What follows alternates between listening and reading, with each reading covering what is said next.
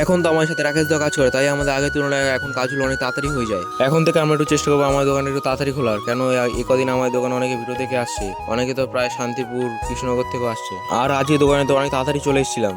তার কিছুক্ষণ পরই আমার দোকান টোটো করে মালামাল চলে আসে। আমার দোকানটা তো খুলতে না খুলতে এই দাদা দিদিরা চলে আসে আমার দোকানে 159 কম্বোটা খেতে। তারপর তাদের কম্বোটা সুন্দরভাবে আমরা সার্ভ করে দিই। আমরা তো আজকে অনেক দোকান তাড়াতাড়ি খুলেছিলাম, আর সব কাস্টমাররা আমাদের দোকানে সব তাড়াতাড়ি চলে এসেছিল। যারা যারা আমাদের দোকানে এসেছিল তাদের নজরটা সবার আগে আমাদের কমোড বোর্ডের দিকে যাচ্ছিল। তার কিছুক্ষণ পর তো সুজনদাও চলে আসে। আর এই দাদাগুলো এসে তো আমার দোকানে একেবারে 159 তিনটে কম্বো একসাথে অর্ডার করে দেয়। আর আমরা তো বেশি দেরি না করে তাদের কম্বোটা রেডি করে তাদের সার্ভ করে দিই।